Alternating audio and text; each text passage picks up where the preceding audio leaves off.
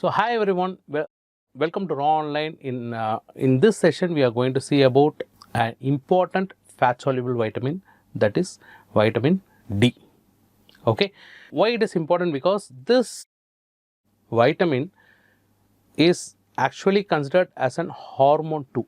We will see the reasons why it is also called as a hormone, okay, in this session itself. Okay, now without further delay, we move on into the topic now. So vitamin D, as I told you, it's considered as a hormone too. Why?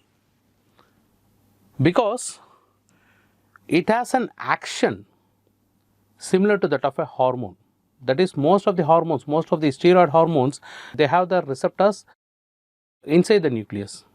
Okay, similar to that, vitamin D also have intracellular receptors.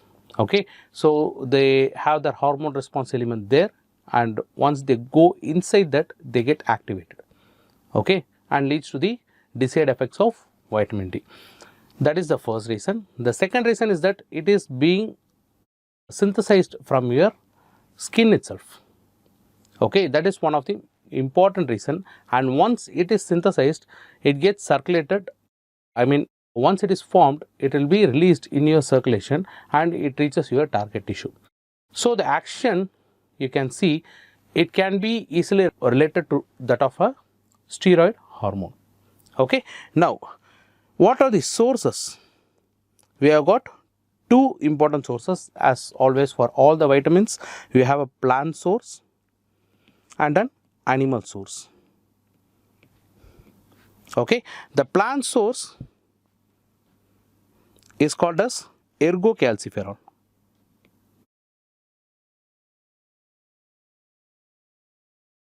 And animal source, it is not strictly animal, it is formed endogenously in your body. It is being prepared endogenously.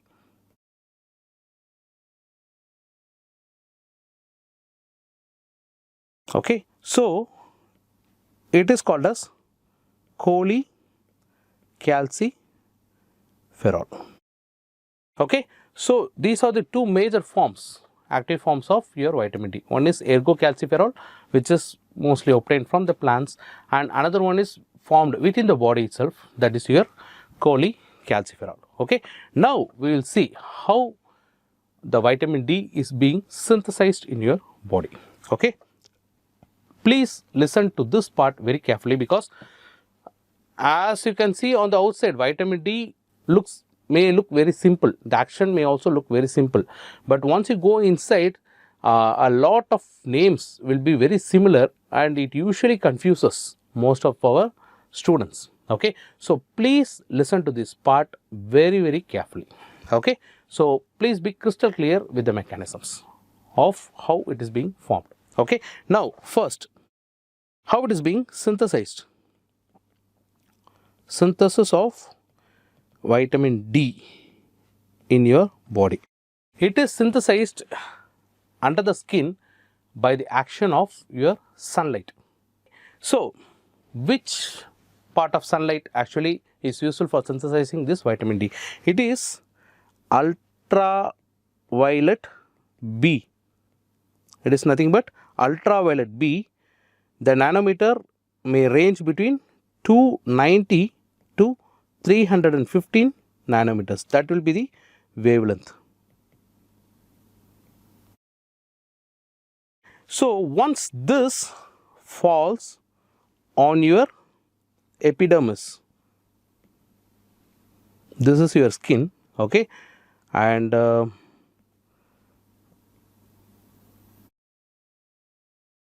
this will be your stratum corneum of epidermis. Okay, once this ultraviolet B light falls on this stratum corneum of epidermis, what it forms? It forms the precursor, that is 7-dehydrocholesterol.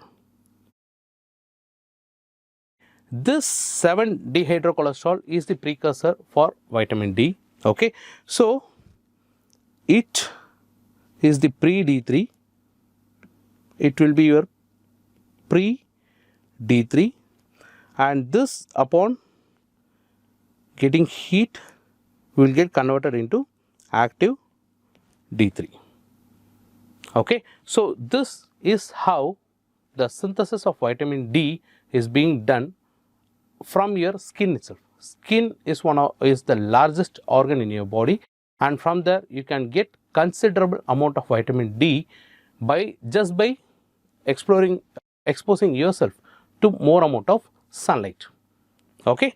Now, we will see how from diet you synthesize vitamin D. Okay. From diet, I will just keep this as orange. You can have two sources. One is D2 and one is D3. Now, we will see how we form vitamin D from our dietary sources. So, as I told you before, there are two forms. It is D2, that is ergocalciferol, and D3, that is cholecalciferol. This is D2 and this is D3. Okay. Now, these two, once you consume, once it is there in your diet, they get absorbed from your intestine. Once they get absorbed also, they get joined by a binding protein. It is called as D-binding protein.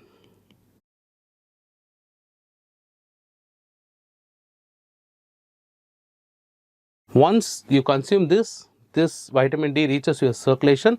There in the circulation, vitamin D combines with what? D-binding protein, and from there it actually goes to your liver.